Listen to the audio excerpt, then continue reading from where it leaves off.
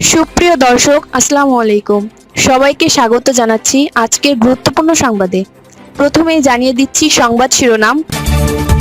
সদ্য ৪৪ ধারা ভঙ্গ, পুলিশ বৈষম্য বিরোধী ছাত্র আন্দোলনের সংঘর্ষে ওসি সহ আহত ৮। এদিকে সংবিধান সংস্কার নয়, সংশোধন হয়, সংসদে স্বরাষ্ট্রমন্ত্রী। অপরদিকে ৭১ ও ২৪কে এক সারিতে স্থান দেওয়া কোনোভাবেই সম্ভব নয়, সালাহুদ্দিন আহমেদ। এবং সবশেষে থাকছে সরকারি চাকরিতে প্রবেশের বয়সসীমা নির্ধারণ করে সংসদে বিল পাস। শুনছিলেন সংবাদ শিরোনাম, এখন বিস্তারিত। তার আগে ছোট্ট একটি আবেদন, যদি আপনি ন্যায় ও মানবতার পক্ষে থাকেন লাইক দিন, কমেন্টসে লিখে জানান আপনার মতামত আর সাবস্ক্রাইব করুন আমাদের চ্যানেলটি, কারণ আমরা বলি সেই কথা যা অনেক মিডিয়া আড়াল করে। এখন চলুন বিস্তারিত দেখা যাক। ১৪৪ ধারা ভঙ্গ, পুলিশ বৈষম্য বিরোধী ছাত্র আন্দোলনের সংঘর্ষে ওসি সহ আহত ৮। লক্ষ্মীপুর শহরে ১৪৪ ধারা ভঙ্গ করে পুলিশের সঙ্গে সংঘর্ষ হয়েছে বৈষম্য বিরোধী ছাত্র আন্দোলনের নেতাকর্মীদের। এতে সদর মডেল থানার ওসি ওয়াহিদ পারভেজ সহ অন্তত ৮ জন আহত হয়।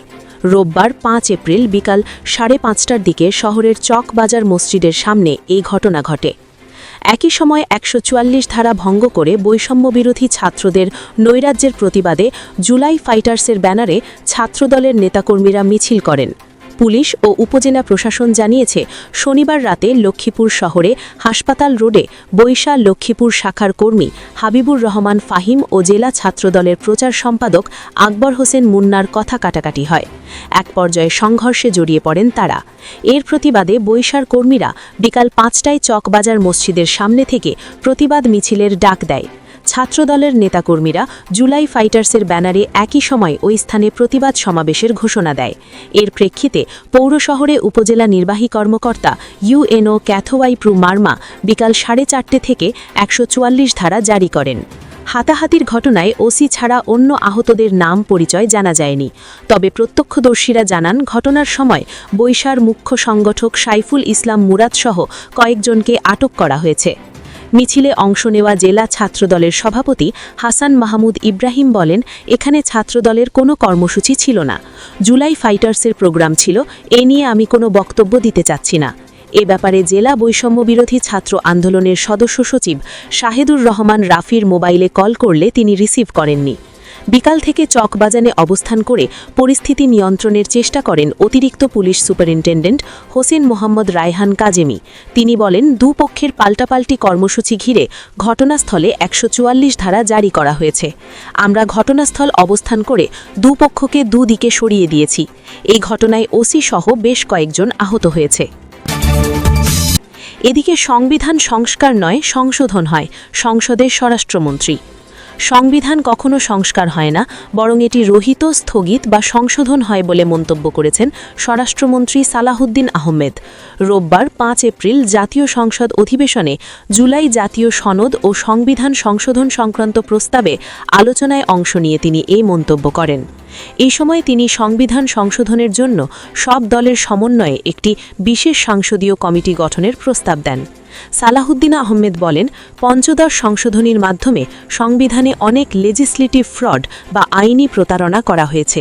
হাইকোর্ট ইতিমধ্যে এর কিছু অংশ অসাংবিধানিক ঘোষণা করেছে, বাকি অংশগুলো এই সার্বভৌম সংসদই সিদ্ধান্ত নিয়ে বাতিল বা সংশোধন করবে। বিশেষ করে ৫, ৬ ও ৭ নম্বর তফসিলে যে ভুল ইতিহাস ও তথাকথিত স্বাধীনতার ঘোষণা চাপিয়ে দেওয়া হয়েছিল তা বিলুপ্ত করা প্রয়োজন। এ সময় তিনি আরও যোগ করেন, শহীদ রাষ্ট্রপতি জিয়াউর রহমানই ২৬শে মার্চ স্বাধীনতার ঘোষণা দিয়েছিলেন এবং ২৭শে মার্চ কালুঘাট থেকে প্রভিশনাল হেড অফ স্টেট হিসাবে ঘোষণা দেন। এটিই প্রকৃত ইতিহাস যা আমরা সংবিধানে ফিরিয়ে আনতে চাই।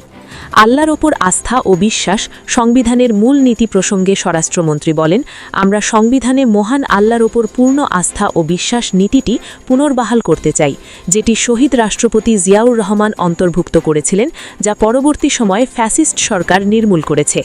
জুলাই সনদে এটি থাকার কথা ছিল, কিন্তু কোনো দলের আপত্তির কারণে রাখা হয়নি। তবে আমরা এটি ফিরিয়ে আনতে বদ্ধপরিকর।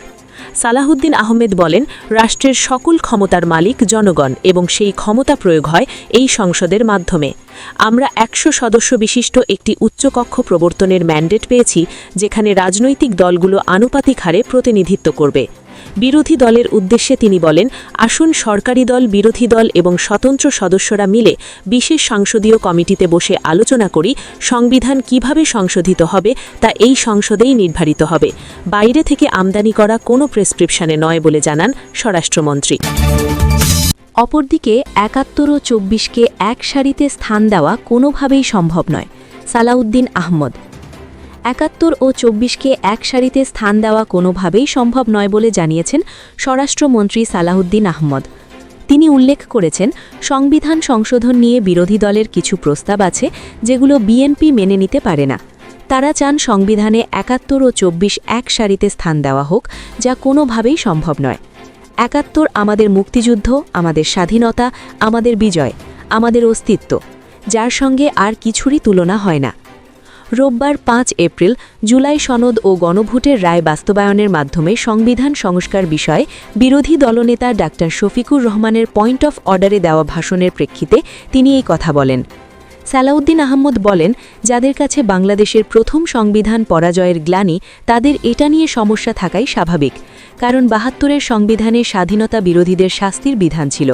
তথ্যকার কোলাবোরেটর যারা, তারা এটা সহ্য করতে না পারারই কথা। জনগণের সরকার ক্ষমতায় এলে এই সংবিধান ছুঁড়ে ফেলা হবে বক্তব্যটির রেফারেন্স দেওয়া প্রসঙ্গে সালাউদ্দিন আহমদ বলেন, বেগম জিয়ার সেই কথা ছিল একটি ম্যাটাফোর, যা তিনি তত্ত্বাবধায়ক সরকার ব্যবস্থা বিলুপ্ত করার সেই পঞ্চম সংশোধনী নিয়ে বলেছিলেন। বিএনপি বেগম জিয়ার সেই কথার উপর শতভাগ সম্মান রেখে সংবিধানে তত্ত্বাবধায়ক সরকার ব্যবস্থা পুনঃপ্রবর্তন করার বিষয়ে অঙ্গীকারবদ্ধ। সংসদ অধিবেশন আহ্বান এবং রাষ্ট্রপতির ভাষণ প্রসঙ্গে মন্ত্রী বলেন, অনুচ্ছেদ ৭৩ অনুযায়ী রাষ্ট্রপতি সংসদে ভাষণ দিয়েছেন এবং স্থান নির্ধারণ করেছেন। বর্তমানে রাষ্ট্রপতি ভাষণের উপর যে আলোচনা চলছে সেটিও সংবিধান মেনেই হচ্ছে। সালাউদ্দিন আহমদ ক্ষোভ প্রকাশ করে বলেন, সবকিছুতেই আমরা সংবিধান মানছি, কিন্তু এখন শুনছি সংবিধান নাকি ভালো না। যেখানে যেখানে সুবিধা সেখানে সেখানে সংবিধান মানবেন আর অন্য সময় মানবেন না, এটা জনগণের সঙ্গে প্রতারণা। এবং সবশেষে থাকছে সরকারি চাকরিতে প্রবেশের বয়সসীমা নির্ধারণ করে সংসদে বিল পাস। সরকারি স্বায়ত্তশাসিত সংবিধিবদ্ধ সরকারি কর্তৃপক্ষ, পাবলিক নন ফিনান্সিয়াল কর্পোরেশন এবং স্বশাসিত প্রতিষ্ঠানে সরাসরি নিয়োগের ক্ষেত্রে সর্বোচ্চ বয়সসীমা ৩২ বছর নির্ধারণ করে জাতীয় সংসদে একটি বিল পাস হয়েছে। এটি ত্রয়োদশ জাতীয় সংসদের প্রথম পাস হওয়া বিল। সরকারি স্বায়ত্তশাসিত সংবিধিবদ্ধ সরকারি কর্তৃপক্ষ, পাবলিক নন ফিনান্সিয়াল কর্পোরেশন এবং স্বশাসিত প্রতিষ্ঠানে সরাসরি নিয়োগের সর্বোচ্চ বয়সসীমা আইন ২০২৬ শীর্ষক বিলটি রোববার ৫ এপ্রিল সংসদে উত্থাপন করেন জনপ্রশাসন প্রতিমন্ত্রী মোহাম্মদ আব্দুল বারী। বিলে বলা হয়, সরকারি চাকরিতে প্রবেশের বয়সসীমা বৃদ্ধির দাবি এবং এর প্রয়োজনীয়তা বিবেচনায় ২০২৪ সালের অধ্যাদেশের মাধ্যমে বয়সসীমা ২ বছর বাড়িয়ে ৩২ বছর নির্ধারণ করা হয়। তবে বিদ্যমান কিছু নিয়োগ বিধিতে প্রবেশের বয়সসীমা ৩৩, ৩৫, ৪০ ও ৪৫ বছর নির্ধারিত থাকায় জটিলতা সৃষ্টি হয়। ফলে সব ক্ষেত্রে বয়সসীমা ৩২ বছর নির্ধারণের কারণে বিভিন্ন নিয়োগ প্রক্রিয়ায় অসঙ্গতি দেখা দেয়। এই জটিলতা নিরসনে পরবর্তীতে সংশোধনী এনে ২০২৫ সালে নতুন অধ্যাদেশ জারি করা হয়। বাংলাদেশের সার্বিক প্রেক্ষাপট এবং প্রতিবেশী দেশগুলোর সঙ্গে সামঞ্জস্য রেখে বিষয়টি আইনে পরিণত করা প্রয়োজন বলে বিলে উল্লেখ করা হয়। বিলে আরও বলা হয়, বয়সসীমা বৃদ্ধি করলে চাকরি প্রার্থীদের সুযোগ বাড়বে, শিক্ষিত বেকার যুবকদের দেশের উন্নয়নে যুক্ত হওয়ার সুযোগ সৃষ্টি হবে এবং বেকারত্ব সমস্যা নিরসনেও সহায়ক হবে। এছাড়া শ্রমবাজার ও অর্থনীতিতেও এর ইতিবাচক প্রভাব পড়বে। উল্লেখ্য, বাংলাদেশ সরকারি কর্ম কমিশন বিপিএসসি ইতোমধ্যে বাংলাদেশ সিভিল সার্ভিসে সরাসরি নিয়োগের ক্ষেত্রে ৩২ বছর বয়সসীমা নির্ধারণ করে নিয়োগ প্রক্রিয়া পরিচালনা করছে। এই কারণে অধ্যাদেশটিকে আইনে রূপান্তর করা প্রয়োজন হয়ে পড়ে। স্পিকার হাফিজউদ্দিন আহমদ বীর বিক্রম বিলটি পাশ হওয়ার প্রস্তাব করলে কণ্ঠভোটে বিলটি পাশ হয়।